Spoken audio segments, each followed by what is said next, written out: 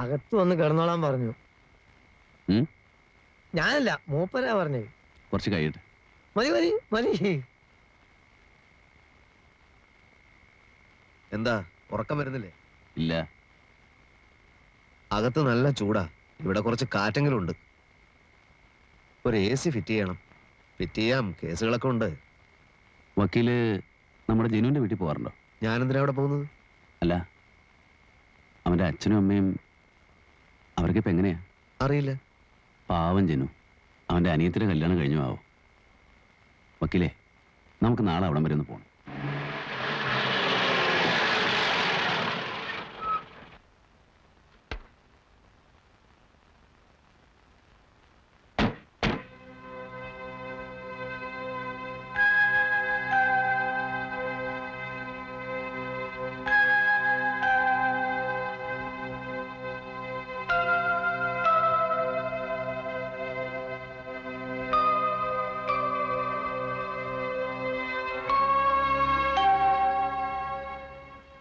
ആരുമില്ലേ ഇവിടെ? ഇവിടെ ആരുമില്ലേ?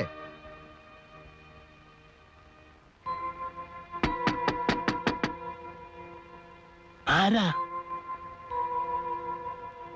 ജനുവിന്റെ അച്ഛനാ. ഓ,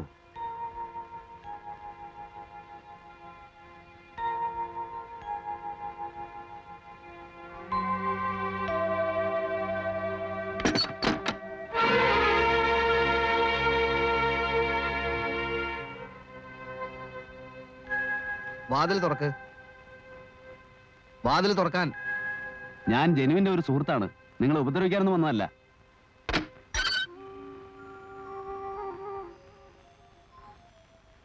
എന്താ വേണ്ടത്? ജനുവിന്റെ ഒരു ക്ലോസ് ഫ്രണ്ടാണ്. വിവരങ്ങളൊക്കെ ഞാൻ അറിഞ്ഞു. ആ സമയത്ത് ഇവിടെ വരാൻ പറ്റാത്തൊരു സാഹചര്യത്തിലായിരുന്നു. ഇവിടുത്തെ ചുറ്റുപാടുകളെ കുറിച്ചൊക്കെ ജനു എന്നോട് പറഞ്ഞിട്ടുണ്ട്. എന്തെങ്കിലും പ്രശ്നങ്ങളുണ്ടെങ്കിൽ. ഇവിടെ ഒരു ചുറ്റുപാടുമില്ല, ആർക്കും ഒരു പ്രശ്നമില്ല.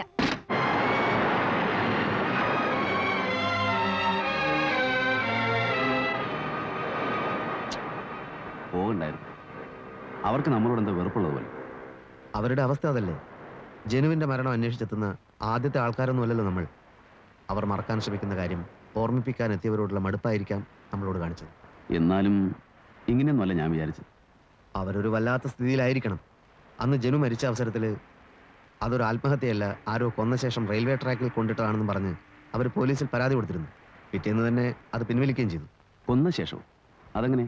അതല്ലേ ഞാൻ പറഞ്ഞത്, അവരാകെ കൺഫ്യൂഷനിലാണെന്ന്. ഏതോ ഒരു പത്രത്തിൽ അന്നങ്ങനെ ഒരു ന്യൂസ് വന്നിരുന്നു. പിന്നെ അതേപ്പറ്റിയൊന്നും കേട്ടില്ല. റെയിൽവേ ട്രാക്കിലാവുമ്പോ ഇല്ല, അത് ആത്മഹത്യ തന്നെ ആയിരിക്കും. അതെ, ഞാൻ പറഞ്ഞത് അവരുടെ ഒരു മാനസികാവസ്ഥയെ പറ്റിയാണ്.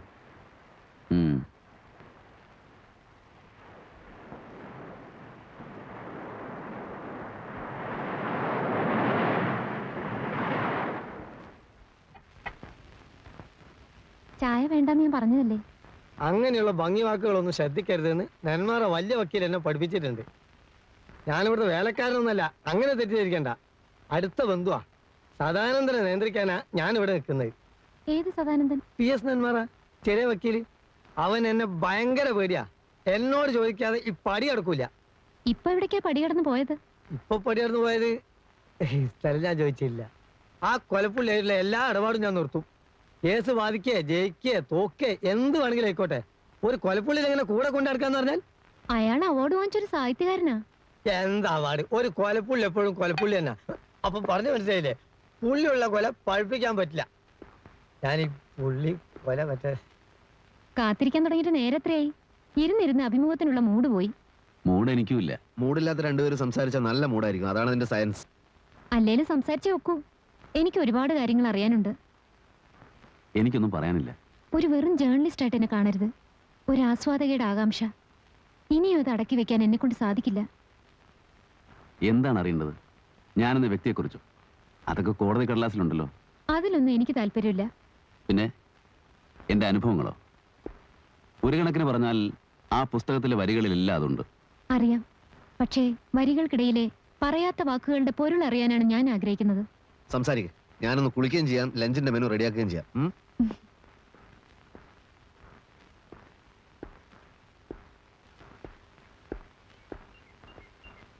മിസ്റ്റർ നരേന്ദ്രന്റെ ചെറുപ്പം മുതലുള്ള ജീവിതത്തെപ്പറ്റി നോവലിൽ വലിയ പരാമർശമൊന്നുമില്ല. അതൊരു നോവലാണോ? എന്തായാലും അതങ്ങനെ ആക്കാൻ വേണ്ടിയല്ല ഞാൻ എഴുതിയത്. ചിതറിയ കുറേ ചിന്തകൾ ഉറക്കം കിട്ടാത്ത രാത്രികളിൽ എന്തിനു വേണ്ടി എഴുതി വെച്ചു, അത്രമാത്രം. കാര്യമായ ഉദ്ദേശങ്ങളൊന്നും ഇല്ലാത്തതുകൊണ്ട് തന്നെയാണ് അതൊരു ക്ലാസിക് ആയതും. എന്തോ കുട്ടിക്കാലത്തെ പറ്റി ഓർക്കുമ്പോൾ ആദ്യ ഓർമ്മയിൽ വരുന്നത് ഇരുമ്പഴികൾക്കപ്പുറത്തെ അവ്യക്തമായൊരു മുഖമാണ്. അതെൻ്റെ അച്ഛനായിരുന്നു. തൂക്കിക്കൊല്ലാൻ വിധിക്കപ്പെട്ട് ജയിലിൽ കഴിയുന്ന എൻ്റെ അച്ഛൻ. അമ്മയുടെ വിരലിൽ പിടിച്ച് ഞാനൊരിക്കൽ പോയിരുന്നു. അമ്മയുടെ തേങ്ങലും എൻ്റെ ഓർമ്മയിലുണ്ട്. അഴികൾക്കിടയിലൂടെ കൈയിട്ട് അച്ഛൻ എന്നെ കെട്ടിപ്പിടിക്കാൻ ശ്രമിച്ചു. ഐസ് കട്ടകൾ പോലെ തണുത്തായിരുന്നു അച്ഛൻ്റെ വിരലുകൾ. അച്ഛൻ മരിച്ചതിന് ശേഷവും ചില രാത്രികളിൽ ആ തണുത്ത വിരലുകളുടെ സ്പർശനം ഞാൻ അറിയാറുണ്ട്. എനിക്ക് തിരിച്ചറിവായപ്പോഴേക്കും എൻ്റെ അമ്മയ്ക്ക് തിരിച്ചറിവ് നഷ്ടപ്പെട്ടിരുന്നു. പിന്നീട് എപ്പോഴോ ഏതോ മനോരോഗ ആശുപത്രിയിൽ വെച്ച് അമ്മ മരിച്ചു എന്ന് ഞാൻ കേട്ടു. ആരോടും കമ്മിറ്റ്മെന്റ് ഇല്ലാതെ ജീവിക്കുന്നതിൻ്റെ സുഖം അതിൽ പിന്നെയാണ് ഞാൻ അറിഞ്ഞത്. ഒരു നീണ്ട കറക്കമായിരുന്നു. പലതും ചെയ്തു. വായിച്ചൊരു ജ്ഞാനിയാകാൻ ശ്രമിച്ചു. ചിന്തിക്കാനുള്ള കഴിവ് നഷ്ടപ്പെട്ടവർ വായിച്ചാൽ മതി എന്ന് പിന്നീട് തോന്നി. മയക്കുമരുന്ന് വിറ്റു. വാടക കൊണ്ടയായി. ഹരിദ്വാരിൽ ഒരു ആശ്രമത്തിൽ 3 കൊല്ലത്തോളം സന്യാസ ജീവിതം നയിച്ചു. അധികാരത്തിന്റെ വടംവലിയും പൊളിറ്റിക്സും ഒക്കെ അവിടെ ഒരു വിഷയമാണെന്ന് കണ്ടപ്പോൾ കാഷായ വസ്ത്രം വലിച്ചൂരി ഓടയിലെറിഞ്ഞു.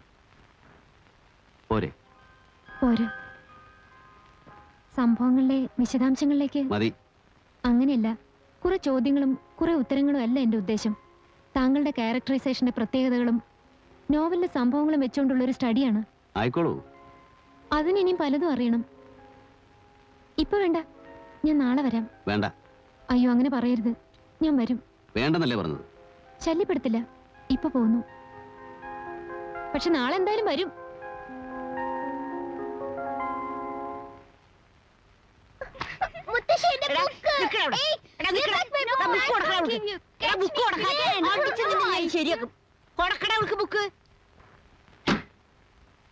എത്ര ദിവസം കിടക്കാൻ പറ്റും?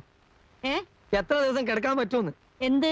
സിംഹത്തിന്റെ കൂട്ടിൽ ഒരു ആട്ടുംകുട്ടിക്ക് എത്ര ദിവസം കിടക്കാൻ പറ്റുമെന്ന്? കടിക്കോ കൊല്ലോന്ന് അറിഞ്ഞൂടാ.